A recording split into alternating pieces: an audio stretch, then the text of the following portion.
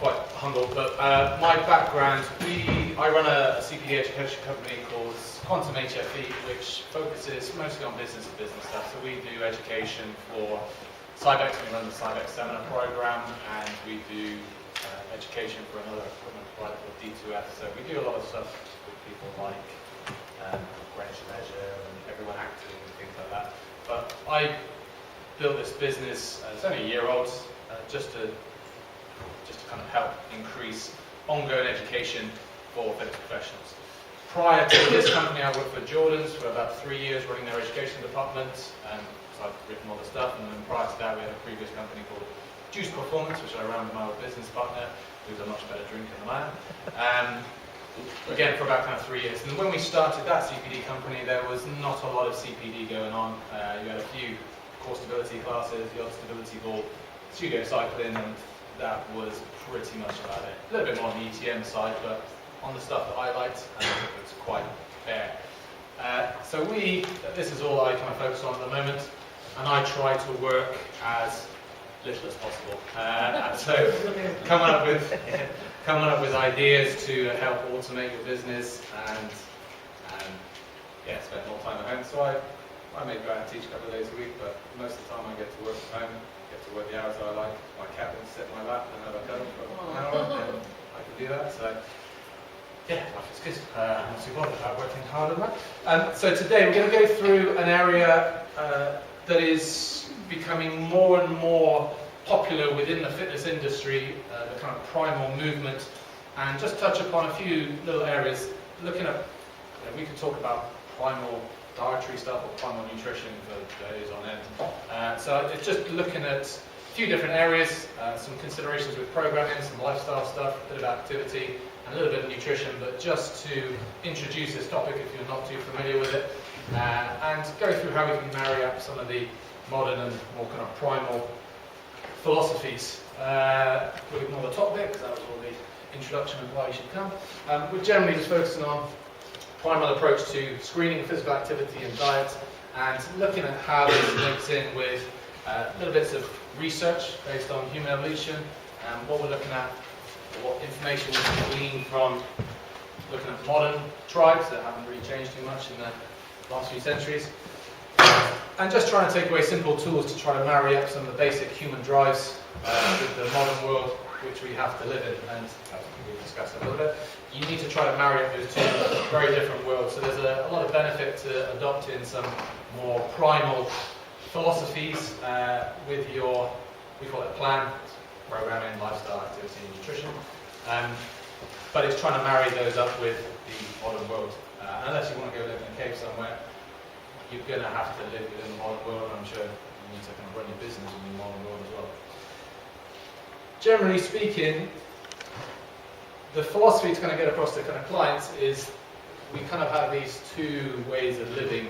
The evolutionary, the more kind of caveman, more primal way of doing things, and then we have the more modern way of doing things. We can look at a lot of specifics, a lot of detail, but generally that is somewhat of a spectrum, and you're either going to deviate more towards the modern way of living where you work too hard, you find yourself under a huge amount of stress, you eat food which is not really designed for human consumption, you expose yourself to a lot of electromagnetic forces, very negative mindset, focused on commercialism, there's lots of bad things out there. Or you can try to veer a little bit more towards the evolutionary path.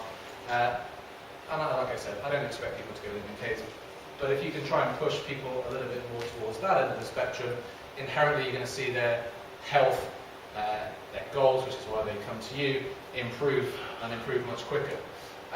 We're also not looking at trying to just have optimal health be in the absence of disease. Really speaking, you should be thriving, not just surviving. And there's a lot of stuff you can do where, humans can survive on very minimal things, but that's not thriving. We want our clients to thrive and actually feel good, not just feel okay. But again, trying to push them up towards that end of the spectrum helps us to do that. I'm going to go through each of these separately, but generally you can kind of pick out a variety of things. Like I said, more on the life priorities, more on the primal side, more on the modern side, and it's not rocket science. You know most of those things are not going to be very good for you. Whether that's a little bit more spiritual, if you like, things like focusing on commercialism and stuff like that, rather than being more present at the time, connection with the environment. Not very, but yeah. Or whether you're just talking about the amount of work. I'm a big one for not working really, really hard. Primarily speaking, when they look at tribal stuff, the work inherently was about the basics, having somewhere safe to sleep and raise a family, and going out and getting your food. And that was generally the kind of key things for work. And work constituted about 4 hours a day. So my advice would be just work 4 hours a day. And that will give you a lot more time for spending in play, relaxation, family, whatever it is you kind of want to do. But if you're trying to cram in what should take 20 hours a day, including the kind of sleep, into 6 or 8, you're probably going to find it's quite difficult to do. And I did get massive pushback on this when I presented it, because when you're in employed work, kind of only working 4 hours out of the working day, never does go down that well with the people paying you.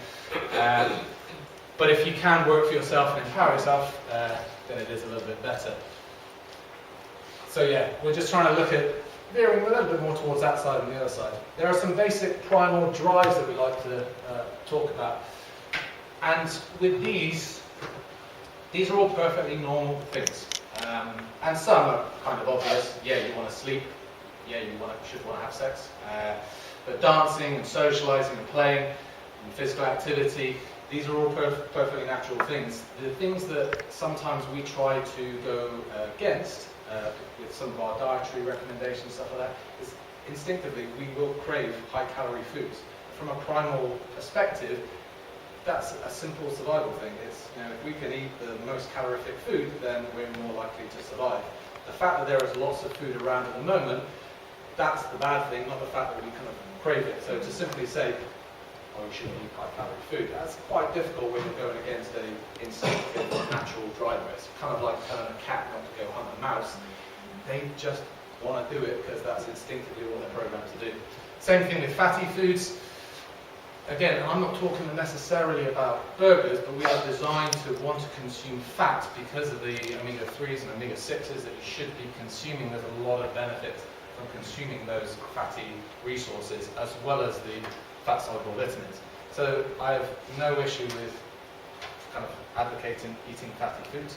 The same thing with salt. Again, salt in nature generally means high electrolyte content, which is going to be good for you. So craving salty foods, not a problem. And salts, as a natural quality resource, for many, many years was actually equivalent to money.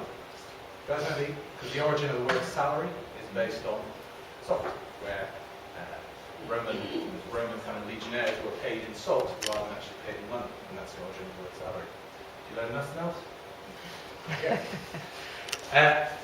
So physical activity is good, and you should feel better for it. The hunt, killing an animal, even kind of fighting or playing with kind of peers and things like that, that's all perfectly normal. The more you can kind of get back to some of the basics, and if people are veering away from not sleeping well, not wanting sex, that's a bit of an issue for me. Most of the things we base these recommendations on are what we refer to as a 2.5 million year experiment, and the fact that hunter-gatherers have survived and thrived on what they can hunt and forage.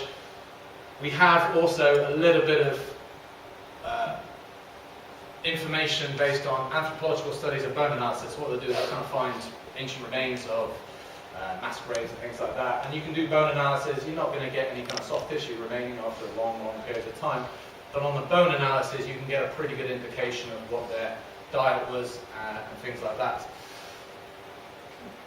And particularly with one of the next slides, we are instinctively designed to eat what we can hunt, generally animals, fish, etc., and what we can kind of forage. We can also look at modern tribes who are generally untouched by modern living, and he's done the same kind of thing they've done for many generations, and so we can start to kind of fit together. I do not proclaim to know what a caveman did 70,000 years ago, because I'm not a magician. But if you can piece together some of those ideas, then you can start to get a reasonable perspective. And generally, it's just adopting the philosophy of, if I just put my kind of intelligent hat on, what do I think? What would be my educated guess on whether they consume this like this, or whether they do this type of activity or not? It's pretty logical that these guys are not going to sit down at a desk, at a computer for 12 hours a day, because that's not what they were designed to do. So the key areas that we'll look at, I'll try not to waffle on. I'm going to go through 5 things. We'll briefly talk about primal programming and screening, low activity versus high intensity training, a couple of the modern issues, sitting, which is probably one of the biggest issues, and exposure to sun. Talk about a couple of things versus a primal diet versus a modern diet, and then some of the good things we can get from the modern world, such as brown adipose tissue manipulation and how that may link to a primal lifestyle. So when we're teaching a lot of our courses, I always try to go through a couple of issues I have, particularly of how I was taught with exercise over many years, and probably how you were taught as well. One is programming by muscles. Most people now are all about the kind of movements, but still, how many of you guys, when you did your level 2, level 3 course, were taught to write a resistance training program based on muscles? And what that means is include an exercise for your chest, an exercise for your quads. Yeah, that's the pretty standard way of doing it. And then once you kind of start working in the industry, you start getting exposed to different speakers and different ways, then they pretty much say, yeah, that's not a great way of doing it. I would like, at some point, hopefully not too far in the future, that there's no reason why we shouldn't talk about weighing at level 2, level 3. So it's taking it kind of back to basics. The other one is cardiovascular versus resistance versus flexibility, which we'll speak about as well. So muscles versus movements, that's pretty much how most people are taught to write a program. It's a little bit difficult. People get confused. You include a back exercise, like a lat cool down, but then you get told by your tutor that's not the right back exercise because that doesn't balance out with the chest press that you included. That's quite difficult for people to get their head around.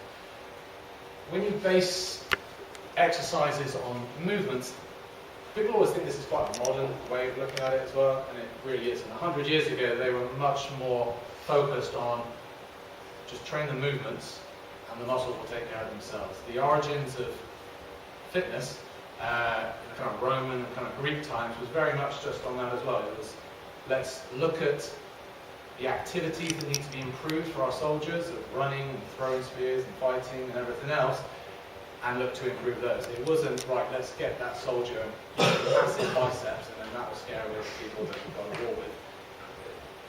If we actually base your programming around those movement patterns, the muscles will take care of themselves, and you don't have to worry about it. Whether that's agonistic and antagonistic balance and everything else, it's automatically covered as being balanced.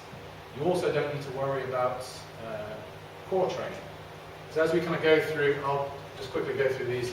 So we've got your squat and your lift pattern, and some people add the lunge pattern to it, but that, for me, that just gets included under the squat. The squat pattern is very much a knee dominant lower body activity, so anywhere there's significant knee flexion and extension, parallel squatting, split stance squatting, step ups, lunges, that all gets whacked under that movement pattern.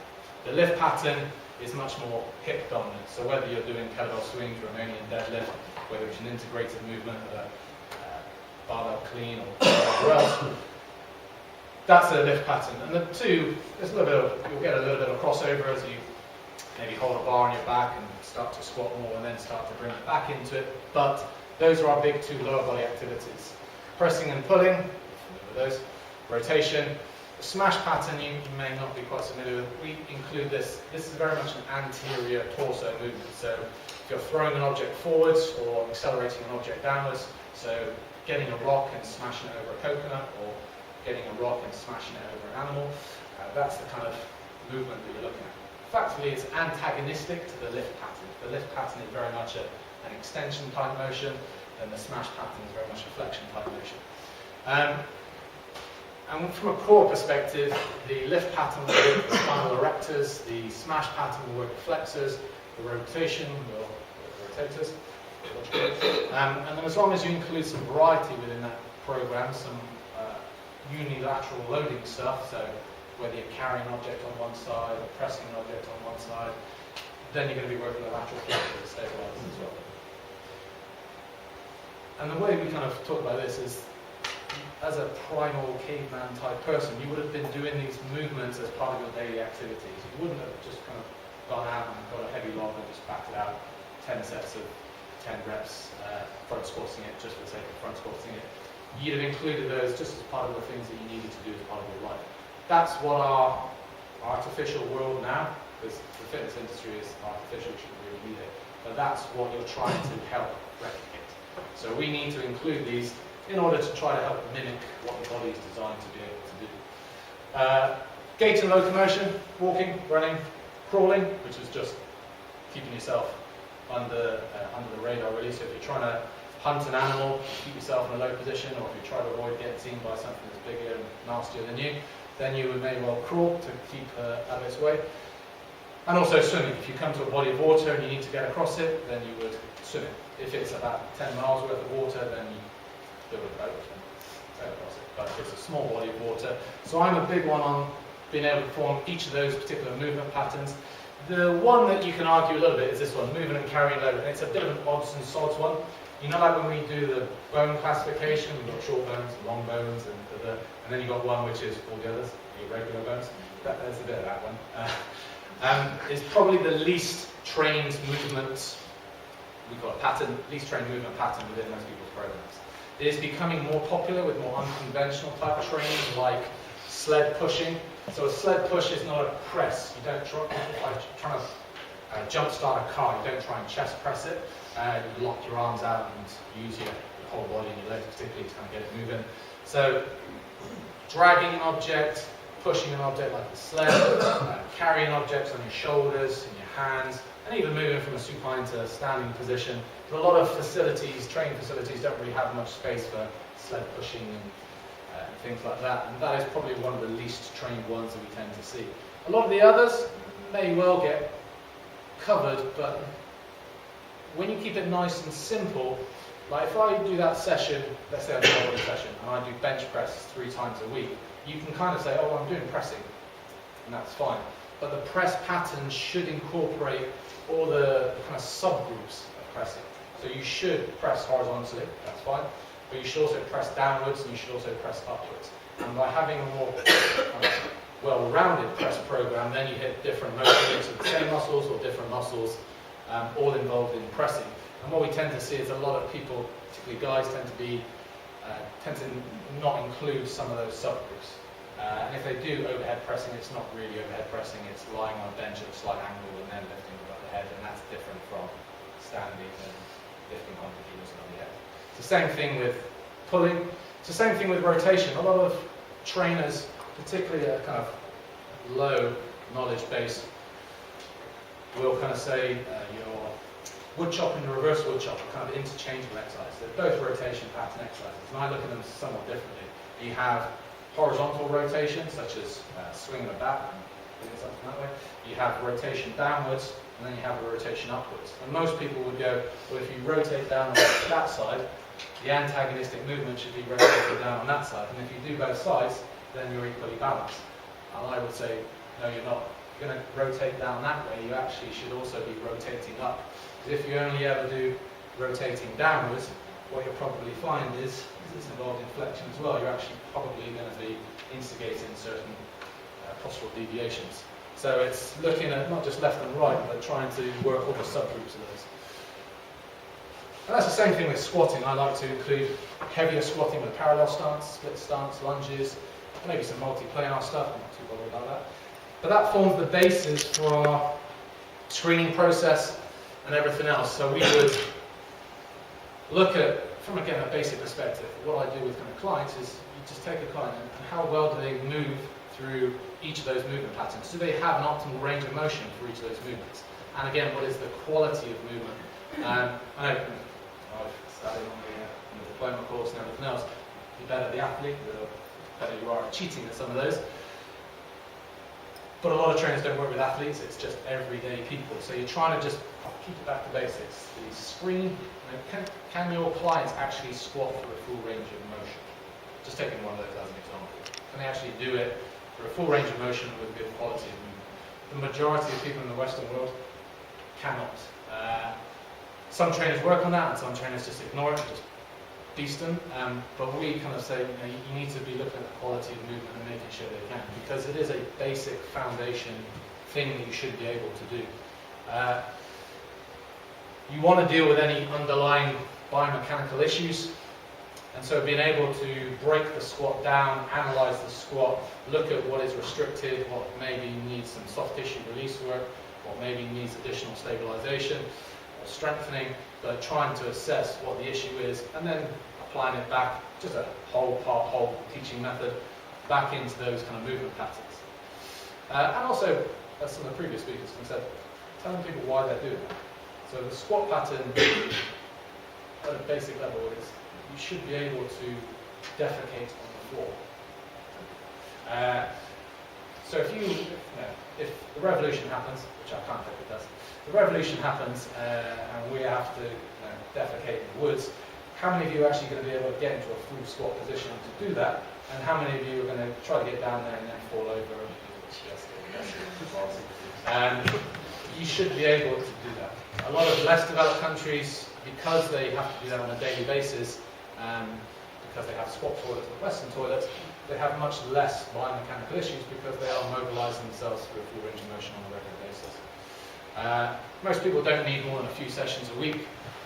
Always master the individual slow tempo movements or exercises first, and then I'm a big one for incorporating them into more multi-joint or complex dynamic stuff as well. And then looking to try and train the full spectrum of primal movements. What I mean by that is, one of those sessions you might do a horizontal rotation, the next session you might do rotation downwards, the next session you might do a rotation upwards. Rather than just doing the same rotation stuff, you try and vary it, just to make them more capable of performing each of these movements should they experience that in everyday life or on the sports field. This quick subtopic, work through a full range of motion. Just a quick question. If I squat through a full range of motion, let's say I do some barbell front squats, over a period of time, if I don't stretch, which I really don't, will I lose that range of motion if I do it on a reasonably regular basis? No. And so a lot of people kind of differentiate this kind of flexibility training from exercises, if you like. A lot of the time, once you've generated an optimal range of motion, you can maintain it just by working through it on a regular basis. And you may want to do stretching for other purposes. You may want to do it for relaxation. It really doesn't do a hell of a lot for muscle soreness.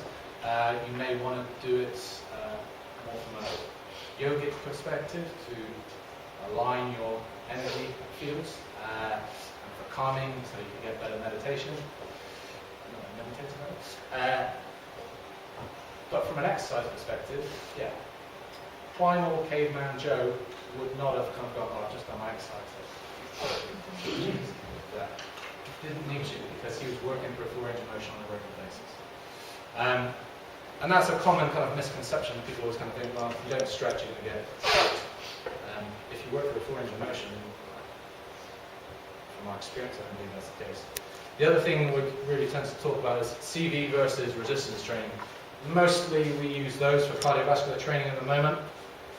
But really, any of those movements, again, can be used for cardiovascular. Cardiovascular versus resistance training is a cracky way of looking at it.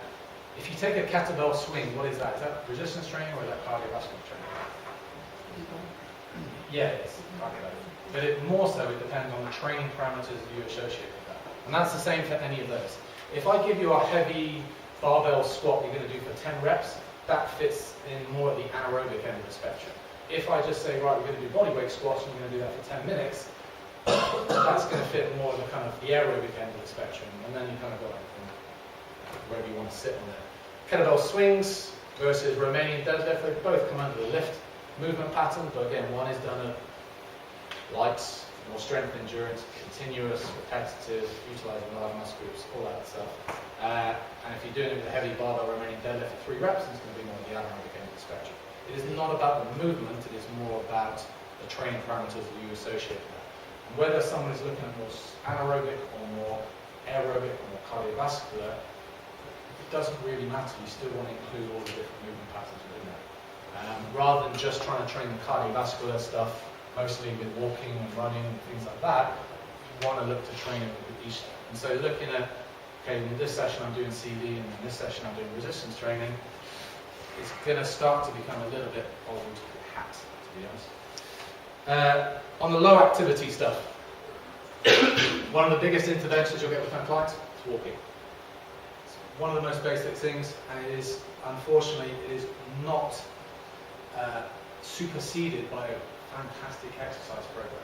If you are sedentary and you have a great exercise program, if you're still not walking a lot, it's not going to help a huge amount. It will help, definitely, it's still better than doing nothing, but walking and being able to walk is of significant importance. And for a lot of clients, before we start trying to really get into the exercise stuff, you just have to kind of get them to make changes and start to walk more. If you have to go out and find your food, trust me, you will go out and walk and find it.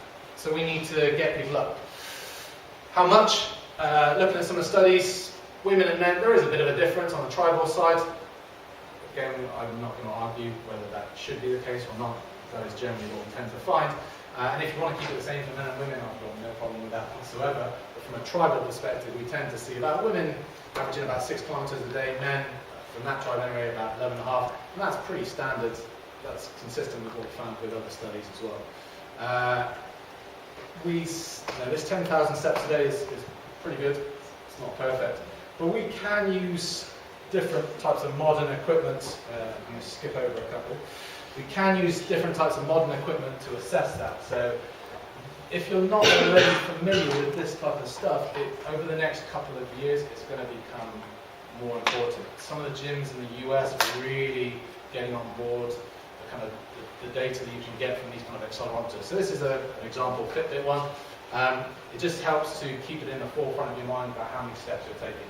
The new iWatch, which is out next year, again, they have all these kind of accelerometers built into it. Most phones nowadays, again, the accelerometer is already built into it. It's just trying to help people to realize how little they move in relation to what they should be moving.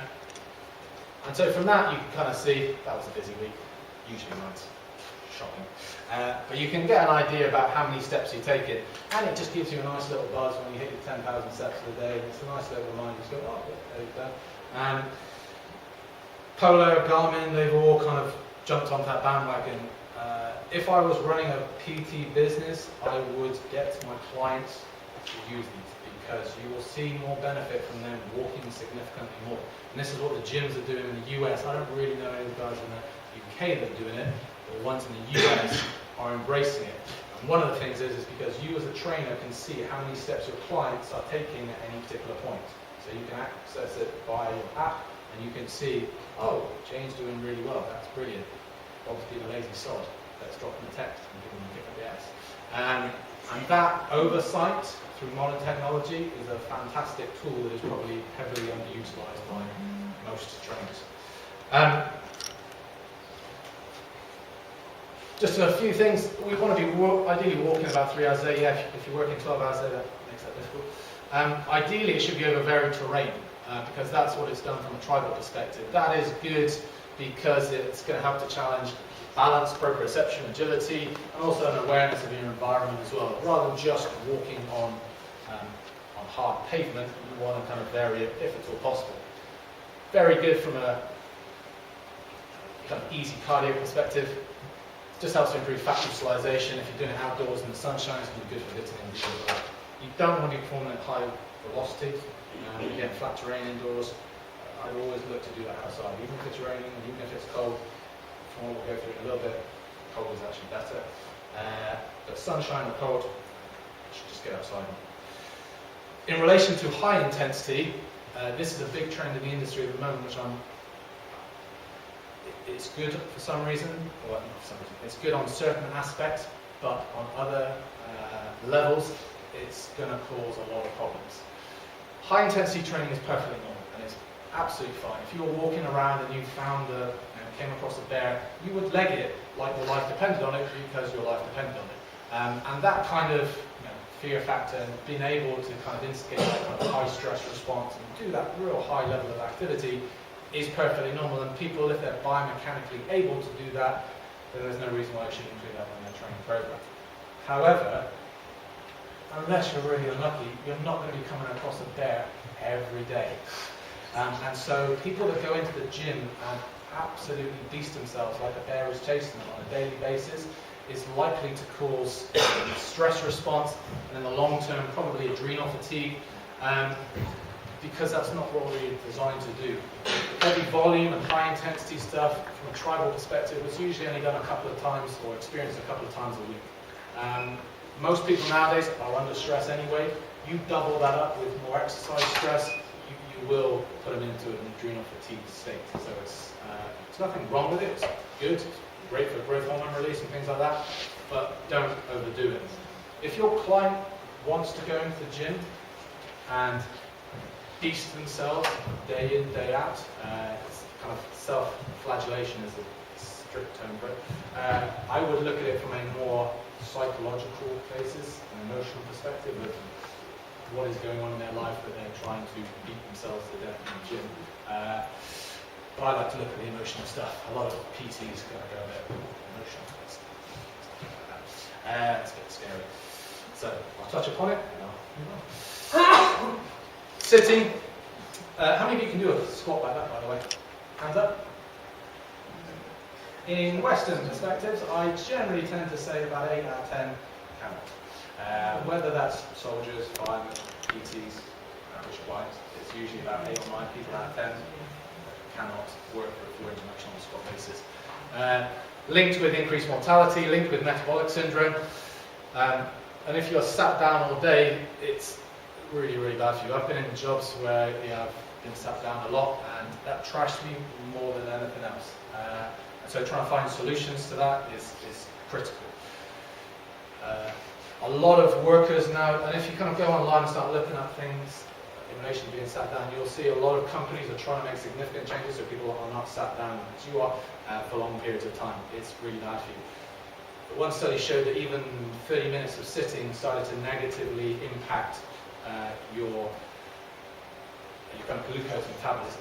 So effectively, in the long term, leading to insulin insensitivity and things like that. Sat down in a squat position, that's much better, that's absolutely fine.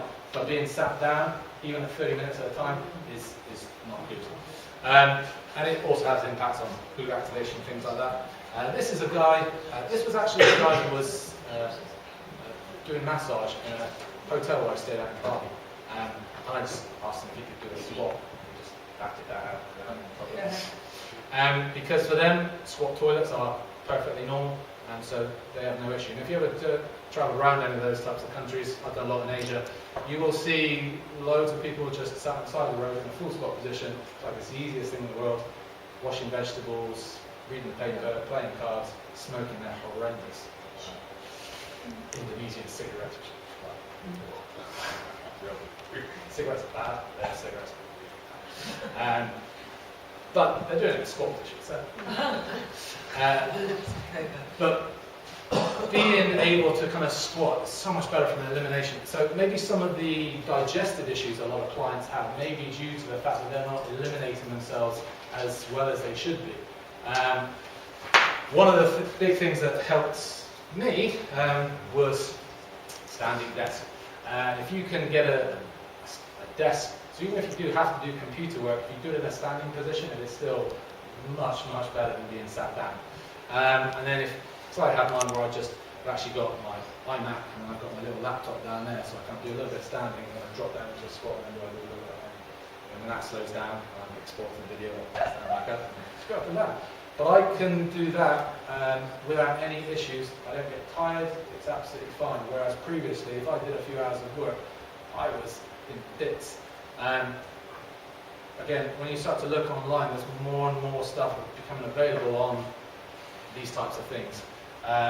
working in front of a computer is never going to be a good thing, but if your job requires it and you have to make money to pay the bills and keep the roof over your head, and do it standing. More companies are starting to do this. I would suggest, from a school perspective, that's a big thing that needs to happen. Because if you're training kids to be 7 hours a day, that's going to be pretty bad. The other one is sun. Do you promote your clients getting sun? It is critical. And if you look at a lot of the kind of fat loss experts, a lot of the primal advocates, they are massively. Insufficient sun exposure is a big one for a lot of people not achieving their kind of fat loss results, which is why a lot of people will come to us. Doesn't have to be huge amounts. It actually seems a little bit against what the standard recommendations are. But actually going out in midday for short periods of time are when our UVB levels are at their peak. So that's what a lot of the primal advocates and fat loss experts actually recommend. It does greatly depend on your skin type. My old nickname for me when I was at school was Mighty White. I would burn really quickly, acting up on my wedding speech. But you need to kind of obviously judge how long you can be exposed in the sun. I'm not very good. Some people can go out for longer than 15 minutes, and that's absolutely fine. So there will be a little bit, I'm just genetically adapted for trying to suck as much UV rays out of the UK weather. So generally we shouldn't get a lot of sun, so that's what my skin type is how it is. On the dietary side, so even just sit less, much less, if ideally not at all, get more sun, do lots of walking, don't kill yourself in the gym, and if you do want to kill yourself in the gym, maybe look at emotional reasons why. From a primal dietary side, again, I'm not going to go into this in huge detail, but those are commonly, a lot of the common issues that we'll get with a modern diet.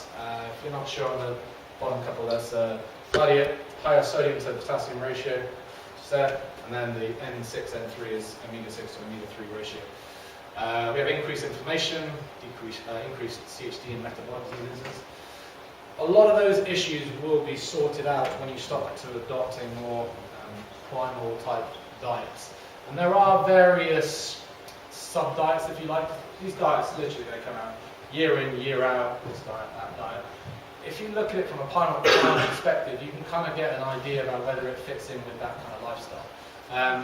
So we keep it very simple. Eat according to your genetics. What that means is, if you're from the UK, then generally eat food that's from the UK, because that's probably what your ancestors have done for the last number of generations. And that can seem a bit odd to some people, but from a scientific aspect, we know that kind of Asian genetic will process things like soy much differently than Caucasians. And so what may be absolutely fine from an Asian genetic background, if we start to consume a lot of soy, you're going to find you're going to get issues because you just don't process it as much.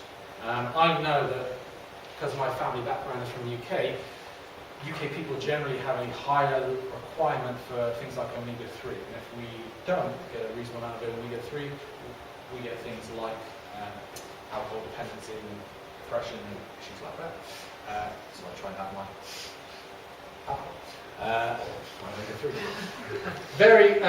So vary according to your environment and activity. What that means is, what I eat in the winter and what I eat in the summer should be different stuff, because the temperature and everything else is different. I shouldn't be consuming identical meals all year round, because that's not what the environment should provide me with. If I'm doing different types of activity, again, I need to take that into consideration. And tribal people wouldn't really have trained for 4 hours a day to be able to do an Ironman triathlon. That is not normal. So if you are doing not normal things, then your diet needs to kind of tweak to account for that. If you just try to eat a primal diet, you're probably not going to be able to do it. Fluctuation of energy intake is perfectly normal. So the 5-to-2 diet is a common one. I have no issue with people varying their calorific intake. I do it. I don't think it's a problem at all.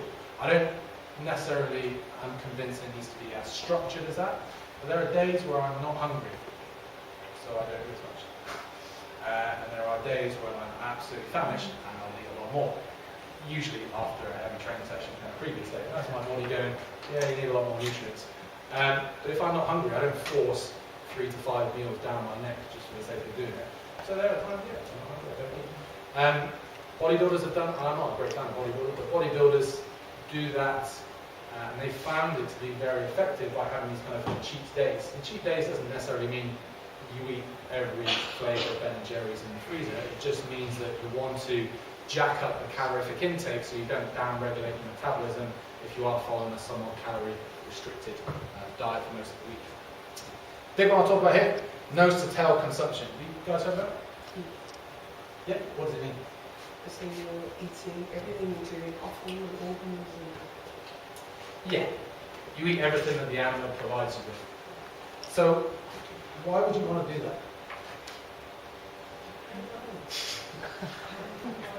From a primal perspective, you can kind of go, I get that. If I was starving and I killed a pig, Yeah, I'm not just going to go, yeah, I'll have that bit because that looks good, I'll do the rest of it. Why are people eating more liver and things Um, like that? I'm going to skip through one.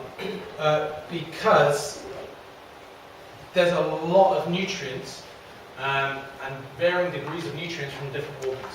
So if you imagine, if I told you I just want you to eat another human in this room, you are likely just to go with the skeletal muscle, aren't you? Because that's kind of what you eat, the chicken breast and everything else. And even if it's different cuts, it's all still skeletal muscle. Skeletal muscle is good, but there is a lot of nutrients you'll get from consuming the marrow. The brains, for example. There's a big thing that people kind of talk about, well, if we need omega-3s so badly, and you don't live near the ocean, how do you get omega-3s? Nuts and seeds, snitch, but not a lot.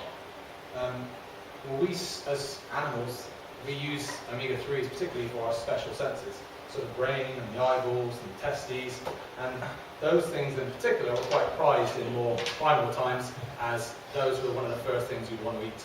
You killed an animal, you ate the heart, you ate the liver, much quicker before you went for the quad and ate a nice cut of muscle tissue. Those were the more prized things because they were critical. And so if you were the top of the food chain in your particular tribe, you got first pick on it. Just a quick one. So trying to get people to eat more liver, more kidneys, brains, that's a bit more difficult. But even I make what we call bone broth, which is you get kind of bones and you can get them from absolutely free from your kind of butchers, and you just boil them down over a couple of days, and it saps a lot of the nutrients out of the bones. Really, really good. And one of the good things is going to be for this. When you consume high quality meat, because it's just muscle tissue, you're going to get a lot of that particular amino acid. That amino acid is a precursor to homocysteine, which if you go onto your lab websites and stuff like that, is an independent risk factor for heart disease. I'll show you this little slide. So we have this methylation cycle, which is part of the kind of detoxification process within the body. If you have too much of one amino acid, although they're all complete amino acids, muscle tissue has a lot of that amino acid. And when you consume too much of that in balance with some of the other ones, you tend to get some issues. So maybe if we can balance it out by consuming more things like glycine and stuff like that, which we'll get from more gelatinous and the kind of more bony aspects of the carcass, that will help to balance out the problems. So maybe it's not just about the kind of the fat that you consume, but even when we kind of consume even great quality organic, when it's domesticated meat, it still has an altered fat level as well. So we are designed to go out and catch our food, and wild food is always going to be somewhat better than domesticated. So it's not just the aspect of it's good, and a lot of chefs nowadays are really trying to try to eat more of the thing. There are physiological reasons why if you just consume one part of an animal, it's going to have a physiological issue in the long term. It's not going to show itself after a couple of days, a few weeks, but in the long term, you are having an imbalanced amino acid intake. That's problematic. There are lots of other issues. There's a great study about why liver is so good for you as well. The last thing, because Rachel's going to shout at me soon, is this, and I love this. Brown adipose tissue, white adipose tissue. Are you familiar with brown adipose tissue? Come across this at all? Yep. Are you familiar with brown adipose tissue manipulation? Because this is a very interesting thing over the last number of years that, again, primal man wouldn't have known about, but modern man, we can take account of. And from a PT perspective, this is actually a very good way of helping people to lose weight without any dietary or exercise intervention. And it's a topic of research in the US. They're using it with obese people prior to some of the operations that they will need, as a way of helping them to drop body fat, excess body fat, quite quickly. There is a primal background to it as well, or an application I'll talk through, but simply speaking, white adipose tissue is there for energy storage, a little bit on hormone stuff as well. Brown adipose tissue does a similar job. It's brown because it has more mitochondria, so it takes energy in and expels it as heat. So rather than you storing it as excess energy, it gets expelled as heat. So if you have a tiny bit of brown adipose tissue and you have loads of brown adipose tissue, and you consume exactly the same diet, you have exactly the same muscle mass, and you do exactly the same kind of activity, etc., you will store more weight than you will because you are expending that extra energy as heat. It's a good explanation of why certain people seem to not hold weight quite as much. We always thought, well, we always knew it was around, but we always believed it disappeared in humans after infancy. It's only a few years ago where they were doing some scans where they showed that it is still present in humans and we can stimulate it. Because it's not active all the time, so it needs to be stimulated to actually burn off more energy. It's found in the upper torso, particularly kind of supraclavicular, around the neck and the upper back. Predominantly uses free fatty acids as a kind of energy source. And we know that if we stimulate these areas with, as it says on the left, cold exposure, that you can stimulate the body to expel more energy as heat. Now, whether that's the excess energy flown around your body from what you've eaten, or whether that's excess energy that is stored in the white adipose tissue, doesn't really make a difference to me. But you can drop a lot of weight just by exposing these areas to cold. If you look at it from a primal perspective, you would have not bathed in hot baths all the time. A lot of that would have been done in cold water. So like for my wedding, I dropped about good 5 kilos within about 6 weeks just by having a couple of ice baths a week. You actually kind of get used to it. It's quite therapeutic. To a little bit of a negative state as well, so not too bad. But you can drop weight quite quickly. If you don't want ice baths, even just exposing your torso to those little gel ice packs is a very good idea. So even if you're sat down watching TV, start applying those little ice packs, it won't do any harm and it has the potential for fat loss. What about ice cold baths in the shower? Yeah, it works pretty well. I find submersion is better than the actual showers. But yeah, because there's also not just brown adipose tissue manipulation. If we put you in cold water versus if I have you in a room at the same temperature, you will lose heat about 20 times, 25 times quicker in water, which is more thermally conductive. So although we say you're resting the metabolism of what you expend on a daily basis, well, you can jack that right up just by being in cold water much, much more. And we see that with previously, you don't get any more because we've got great insulation, but old school Arctic explorers and things like that, they had to consume such huge amounts of energy just so they didn't lose too much body weight, because you're competing with effectively open thermodynamic system where you're losing energy at such a rate. Now we've got great insulation and kind of jackets and stuff like that, so it doesn't tend to happen quite so much. Previously, they'd be taking loads of lard and fat on the expedition with them just to stuff that down and maintain it. So it's not active all the time. The other thing, which is quite important, it is inhibited by low melatonin levels, which links in with sleep. So if you are not sleeping well, you're going to find that has an impact on your ability to activate your brown adipose tissue. You have to kind of address both of those things, which is good because we want people to sleep better, and there's many reasons for doing that. But this reason, Can I ask a quick question? Yeah, please. It's not the. You think you raise cortisol levels by putting what's called water? Would you not? Is that just think if you put, I don't know, just imagine that if you put an ice bath or put lots of cold water on you, stretch your body out to some certain degree and you've raised cortisol. They've seen no negative aspects on cortisol. I mean, there's tested that. pardon? They've tested that. When they've looked at some of the research, because this is in its infancy, so I'm not proclaiming this is where we are now and they've done everything they need to do on this. But from a cortisol perspective, it's so short, it's not going to have anywhere near the impact of, let's say, not sleeping enough or high levels of insulin. All those kind of things will impact your cortisol, your kind of HPA axis. It's so much more than just exposing yourself to some cold on a semi-regular basis. What we actually tend to find is it's actually much better to help improve your kind of insulin sensitivity.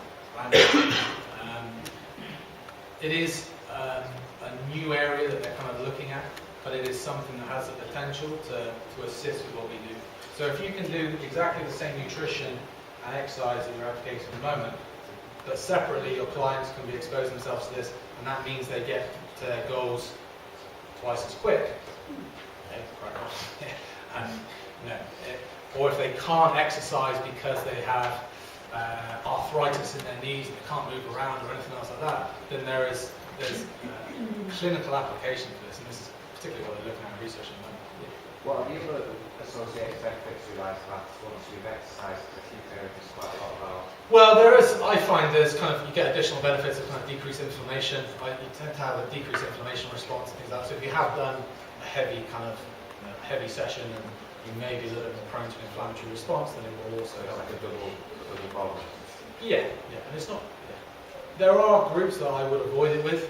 If you're looking at it from a more Eastern perspective, you've kind of got your excess people and then your kind of deficient people. If your client is low body weight, low blood pressure, low resting heart rate, cold extremities, and all this kind of thing, you don't really want to be applying them with more cold. They're already a cold person. And that doesn't mean they can't apply it to their kind of chest, but you wouldn't want that person to be doing ice baths. I tend to be more of a hot person, so genetically I'm probably more prone to inflammatory issues and things like that. Yeah, I'm shivering. So for me, that's kind of fine. So sometimes you need to look at, it's not necessarily going to be great for everybody, but yeah, as an application, it has a lot of potential. So what we're looking at with those is just trying to get more of a primal outlook, if you like, not just on what you eat, but also some of your lifestyle stuff. How much you work, how much time you spend in play with the family, some of the programming aspects as well. And also, if you can embrace some of the modern technology stuff, we would never have known this without modern technology. So I'm not against it. And if you can use your Fitbits and other kind of things to judge exercise expenditure, then again, that's good. But it's just trying to adopt a little bit more of a primal philosophy on how you look at some of these things. Thank you very much. Sorry, just one more.